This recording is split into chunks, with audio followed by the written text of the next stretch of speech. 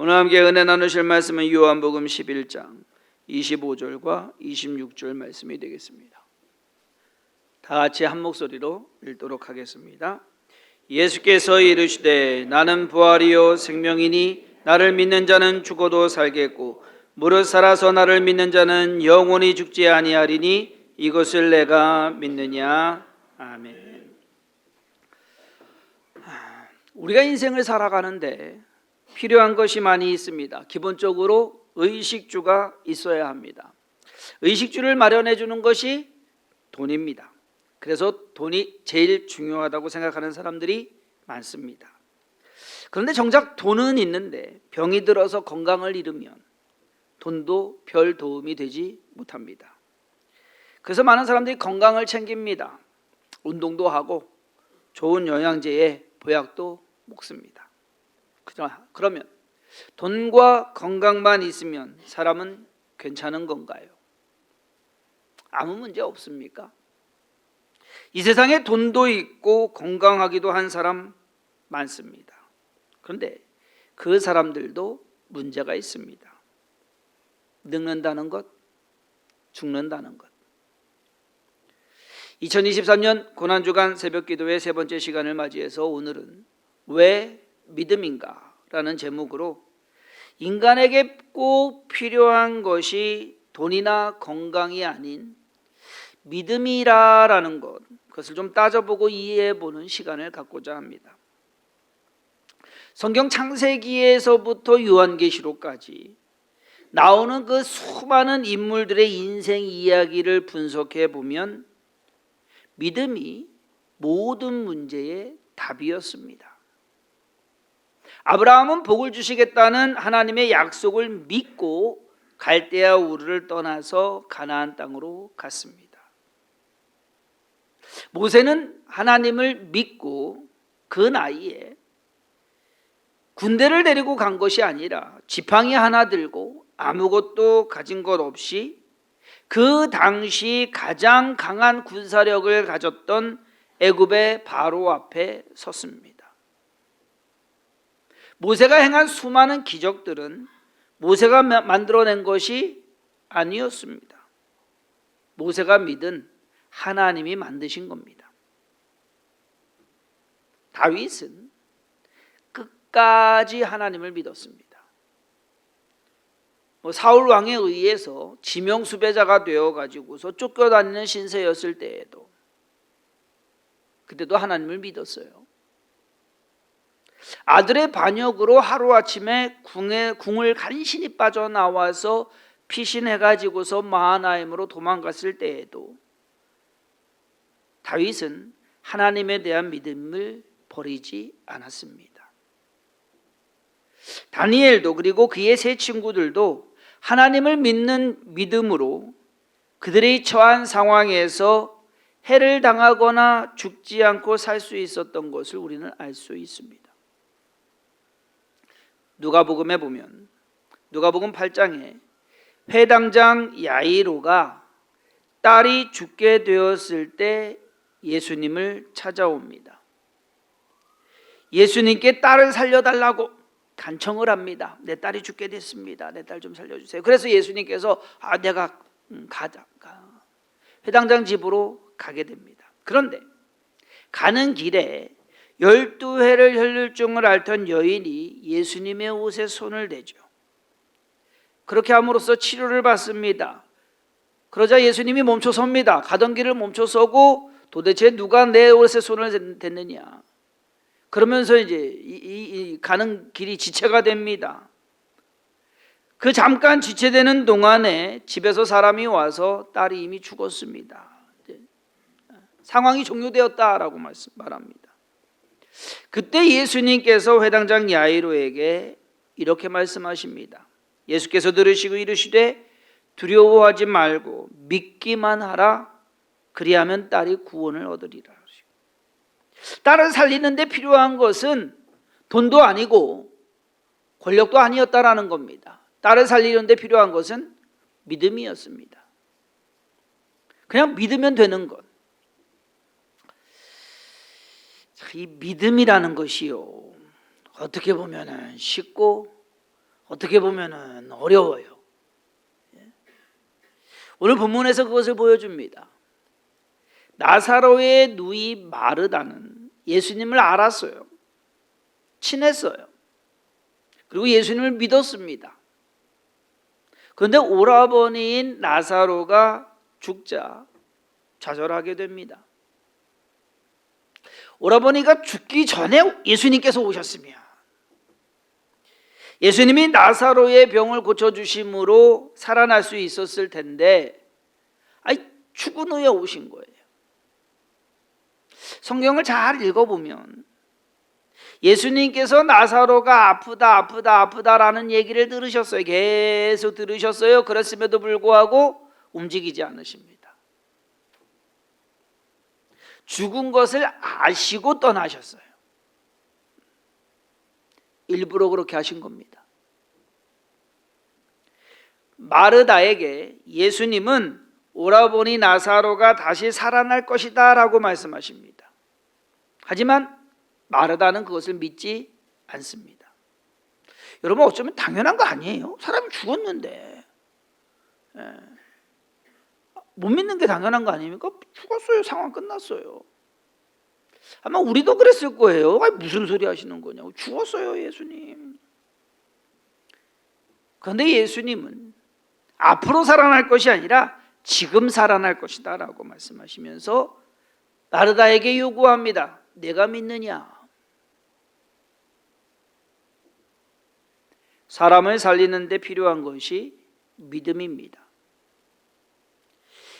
여기에서의 믿음은 죽은 나사로가, 죽은 오라버니가 다시 살아난다는 믿음이 아니라 예수님이 죽은 자를 살리실 수 있다라는 것을 믿는 겁니다. 무엇을 믿느냐가 중요해요. 그래서 예수님께서 나는 부활이요 생명이니 나를 믿는 자는 죽어도 살겠고 무릇 살아서 나를 믿는 자는 영원히 죽지 않는다고 말씀하는 겁니다. 뭘 믿느냐라는 것이죠. 죽은 사람이 살아날 수 있다라는 그 가정을 믿는 것이 아니에요. 지금 부활을 믿는 것이 부활도 믿어야겠지만, 부활이 있다라는 것을 믿어야겠지만, 지금 우리 믿어야 되는 것은 예수님이 나를 믿는 자는, 예수님이 죽은 사람도 살리는 능력이 있으시다라는 것을 믿으라는 그 말씀이다라는 겁니다. 예수님을 믿는 거지 기적을 믿는 게 아니에요. 기적을 행하시는 분은 주님이십니다.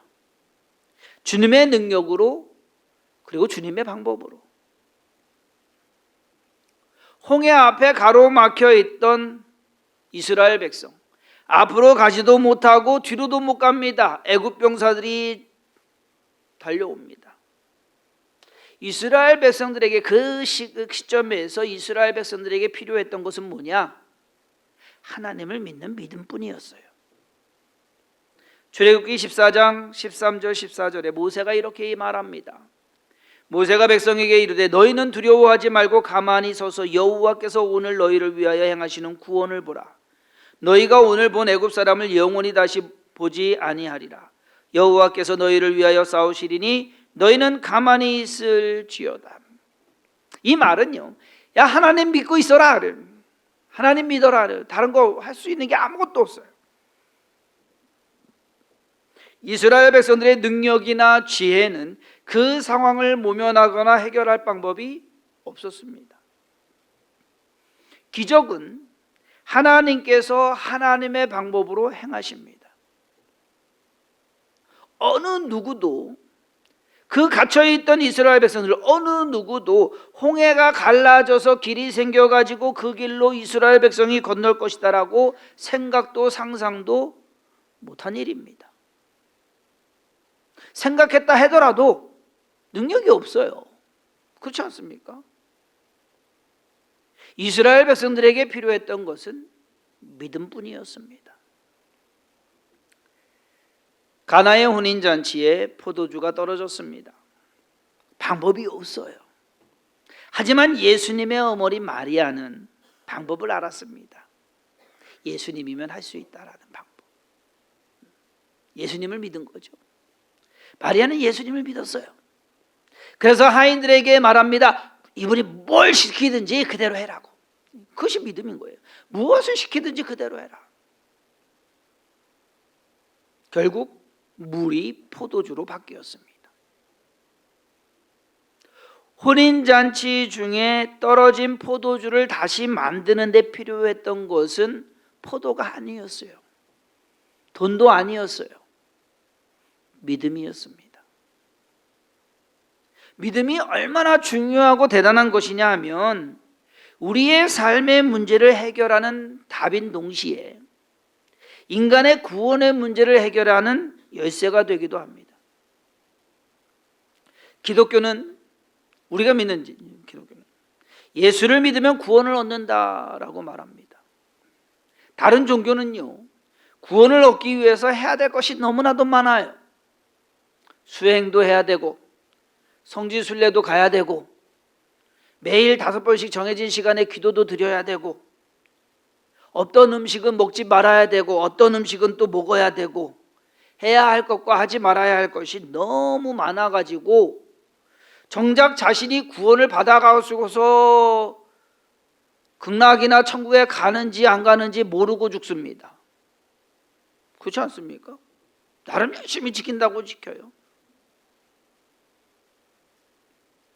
예수 그리스도를 믿는 믿음이 구원의 열쇠인 것이 오히려 우리에게 타당한 것. 그 이유가 뭐냐면 믿음이 기준이 되었을 때 모든 사람이 구원받을 수가 있기 때문입니다. 믿음이요, 쉬우면서도 어려워요, 여러분. 자, 믿음이 아니고 다른 기준이라고 한번 생각을 해보세요. 구원받는 기준이, 천국 가는 기준이 다른 기준이다. 그러면 예를 들어서 100m 달리기 남자는 12초, 여자는 15초 내에 들어오는 사람만 천국 간다라고 한다면 여기 천국 들어갈 사람 몇 명이나 될까요? 12초 남자분 뛰시는 분이 있으실 텐데 옛날에는 뛰었는데 지금은 못 뛰어요. 그렇지 않습니까? 그럼 그것이 기준이 되면 어떻게 되겠습니까? 그러면은요, 만약에 그런 기준이라면요, 평생 죽으라고 달리기 연습만 해야 돼요. 죽을 때까지. 재산이 10억 이상 가진 사람만 구원받는다고 한다면 그 기준은 또 맞는 겁니까? 공평합니까?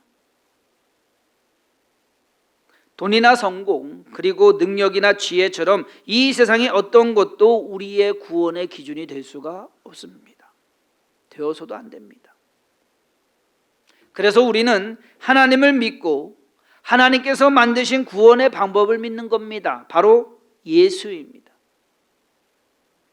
따라서 우리는 예수를 믿음으로 구원을 받는 것이고 예수를 믿음으로 죽음의 문제가 해결된 것이고 예수를 믿음으로 삶의 문제도 걱정하지 않아도 된다는 그러한 사실을 믿고 확신하는 것입니다.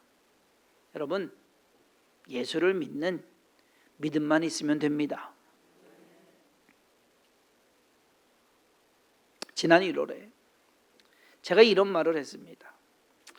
올해 성도님들한테 꽁돈이 좀 생겼으면 좋겠습니다 라고 말씀을 드렸어요. 요행을 바라서 한 말이 아니라 성도님들의 삶에 좀 힘이 나는 그런 좋은 일이 있기를 바라서 한 말이었습니다. 그때 말한 꽁돈은 내가 노력하거나 계획하거나 만들어낸 것이 아니라 생각지도 못했던 뜻하지 않은 돈이나 좋은 일이 생기는 것을 의미했습니다. 왜냐하면 그러한 돈이나 일이 생기면 내가 한 것이 아니기 때문에 하나님께서 주신 선물이다라고 생각할 수 있기 때문에. 근데 그 말을 하고 나서 지금까지 제 얘기만 할게요. 저와 제 가정에 꽁돈에 좋은 일이 여러 가지 여러 번 생겼습니다. 그래서 엄청 부자가 됐다는 얘기는 아니고 그냥 소소하게 제가 원래 여기 허리에 지방종 같은 게 있어요. 이렇게 생겨요. 그래서 작년 말쯤에 이제 수술을 했어요. 빼내는 거, 이렇게 톡 빼내는 거. 그러고 나서 보험을 청구했더니 올해 100만 원이 나왔어요.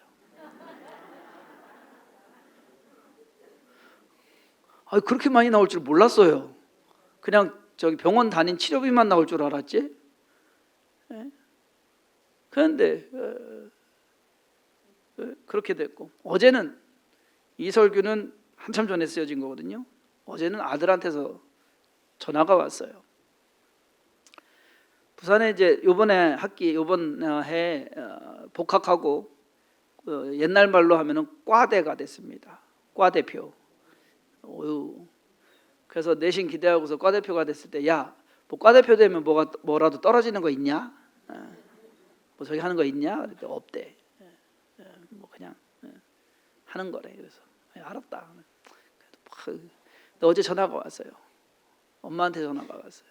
엄마 자랑하면서 교수회에서 과 지원을 두 과를 지원을 하는데 철학과가 선정이 돼서 자기가 100만 원을 받게 됐대요.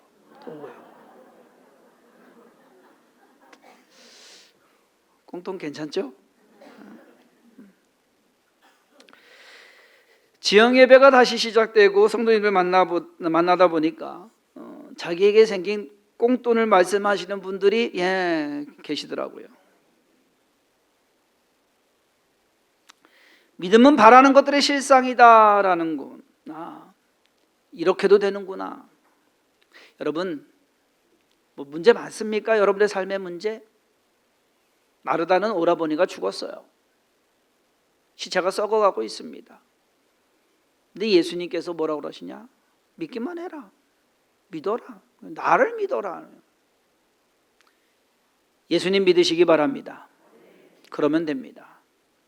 예수님께서는 마르다에게 질문하셨던 것처럼 오늘도 저와 여러분들에게 똑같이 질문하실 겁니다. 이것을 내가 믿느냐? 기도하시겠습니다. 우리의 모든 삶 가운데 주님께서 우리의 모든 삶을 주관하고 인도해 가십니다. 우리가 우리의 능력 가지고 우리의 지혜 가지고 우리의 가진 것 가지고 살아간다고 한다면 그 삶은 참 힘들고 어려울 겁니다. 팍팍할 겁니다. 근데 주님께서 우리의 인생 가운데 오셨습니다. 나에게 오셔서 함께 가자고 말씀하십니다. 주님의 능력은 한이 없으십니다. 그리고 주님의 사랑 또한 끝이 없습니다. 그러므로 우리가 주님을 믿는 믿음으로 살아가게 하여 주옵소서.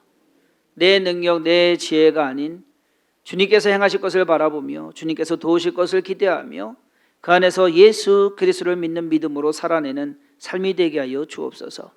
오늘도 기도하고 간구하는 모든 것을 하나님께서 친히 응답하시고 역사하심을 믿사옵고 드리는 모든 예물 하나님께서 기뻐 받으시며 그 마음의 소원을 하나님께서 들어응답하시고 하나님의 방법으로 하나님의 능력으로 이루어 주옵소서. 예수님의 이름으로 간절히 축복하며 기도했사옵나이다. 아멘.